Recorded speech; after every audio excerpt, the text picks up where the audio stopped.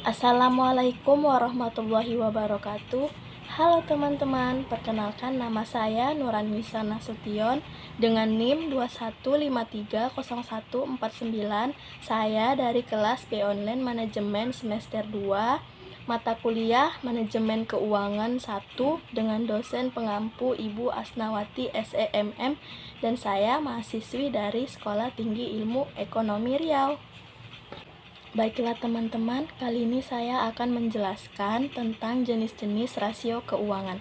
Nah, jenis-jenisnya itu yang pertama ada likuiditas, dan yang kedua ada solvabilitas, dan yang ketiga ada rentabilitas atau profitabilitas. Oke, yang pertama saya akan menjelaskan dulu kepada teman-teman semua apa itu rasio keuangan. Rasio keuangan ini merupakan alat analisis keuangan perusahaan untuk menilai kinerja suatu perusahaan berdasarkan perbandingan data keuangan yang ada di dalam pos laporan keuangan seperti neraca, laporan laba rugi, kemudian laporan aliran kas. Nah, rasio ini menggambarkan suatu hubungan atau perimbangan antara suatu jumlah tertentu dengan jumlah yang lain. Lanjut, saya akan membahas jenis rasio keuangan yang pertama, yaitu ada rasio likuiditas. Nah, likuiditas ini adalah rasio yang menunjukkan kemampuan perusahaan untuk memenuhi kewajiban finansial yang berjangka pendek tepat pada waktunya dan kemampuan perusahaan untuk membiayai aktivitas operasionalnya. Tujuan dari mempelajari likuiditas ini adalah untuk mengetahui sehat atau tidaknya suatu perusahaan atau untuk menentukan kemampuan keuangan perusahaan dalam jangka pendek. Likuiditas dalam sebuah perusahaan dapat diukur dengan menggunakan beberapa formula. Nah, yang pertama itu ada rasio lancar atau current ratio, dan yang kedua ada rasio cepat atau quick ratio, dan yang ketiga ada cash ratio atau cash ratio. Berikut saya tuliskan rumusnya ya. Untuk yang pertama itu ada rasio lancar atau current ratio.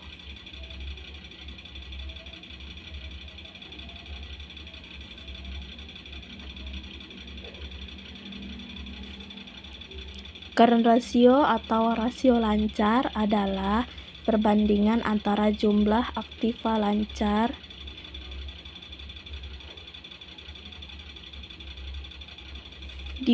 dibagi dengan hutang lancar.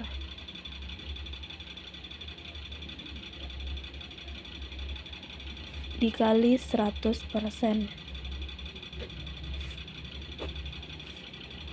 Nah, rasio ini mengukur kemampuan perusahaan dalam membayar kewajiban jangka pendek atau utang yang segera jatuh tempo dengan aktiva lancar yang tersedia. Semakin besar perbandingan aktiva lancar dengan utang lancar, semakin tinggi kemampuan perusahaan untuk menutupi kewajiban jangka pendeknya. Yang kedua itu ada rasio cepat atau quick ratio.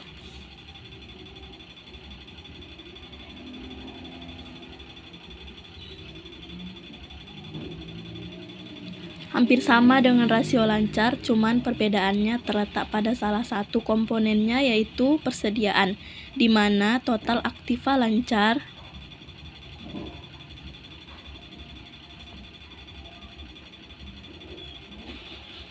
dikurangi dengan persediaan dibagi dengan hutang lancar.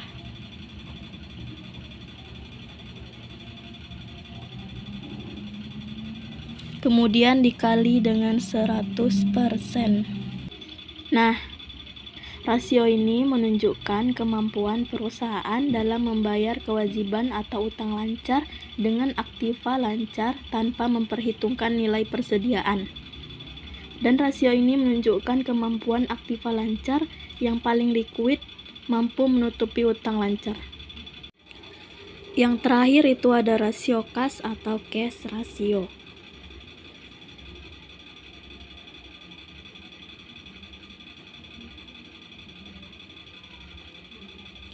Nah, rasio kas ini merupakan perbandingan antara harta kas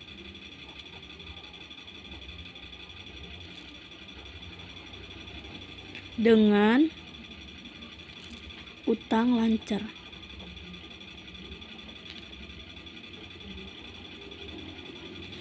Kemudian dikali 100%. Rasio ini lebih tajam daripada current ratio karena hanya membandingkan aktiva yang sangat likuid atau disebut mudah dicairkan atau diuangkan dengan hutang lancar. Selanjutnya saya akan menjelaskan jenis rasio keuangan yang kedua, yaitu ada rasio solvabilitas. Solvabilitas ini adalah kemampuan suatu perusahaan untuk melunasi seluruh kewajiban-kewajibannya, yaitu utang jangka pendek dan utang jangka panjang apabila suatu saat perusahaan dijual atau dilikuidir. Suatu perusahaan dapat dikatakan solvable bila dalam perhitungan akhirnya antara jumlah harta atau modal sendiri melebihi dari jumlah hutang-hutangnya. Berarti semua kewajiban-kewajibannya dapat dilunasi. Di dalam solvabilitas ini ada dua yang menjadi alat ukur. Yang pertama ada solvabilitas badan usaha dan yang kedua solvabilitas modal sendiri. Berikut saya tuliskan rumusnya ya. Yang pertama itu ada solvabilitas badan usaha. Rasio ini membandingkan antara total aset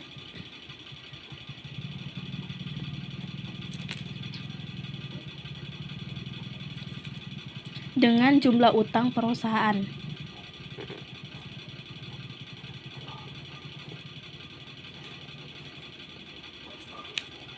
Dikali dengan 100%. Nah, rasio ini menunjukkan seberapa besar jumlah dari suatu aktiva yang digunakan untuk menjamin keseluruhan utang. Yang kedua itu solvabilitas modal sendiri. Rasio ini dihitung dengan membandingkan antara total modal sendiri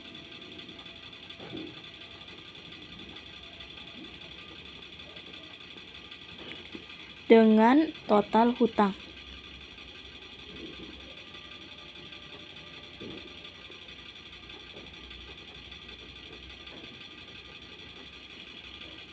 Dikali 100%.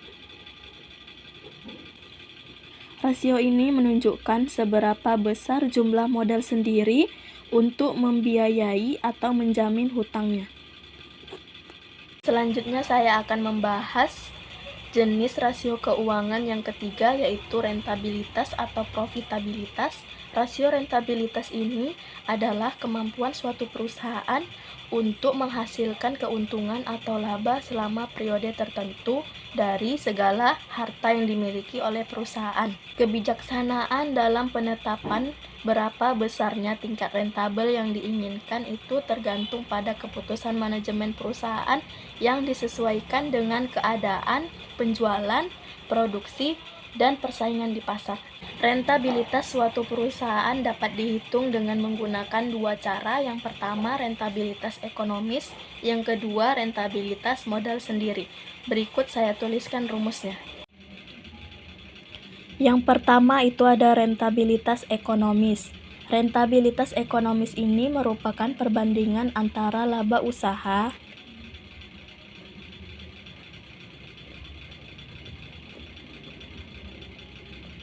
dengan seluruh modal yang digunakan untuk menghasilkan laba tersebut.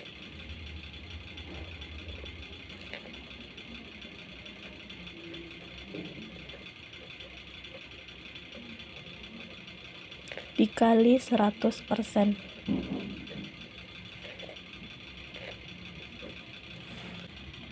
Yang kedua itu ada rentabilitas modal sendiri. Rentabilitas modal sendiri ini merupakan perbandingan antara laba yang tersedia untuk pemilik perusahaan dengan jumlah modal sendiri yang dimasukkan oleh pemilik perusahaan tersebut. Rumusnya, laba bersih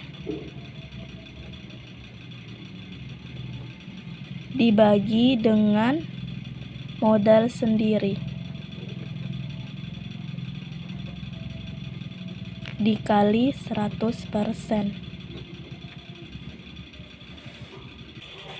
Demikian video penjelasan tentang jenis-jenis rasio keuangan ini saya buat. Semoga bermanfaat buat teman-teman semuanya. Lebih dan kurang saya mohon maaf. Saya akhiri. Wassalamualaikum warahmatullahi wabarakatuh.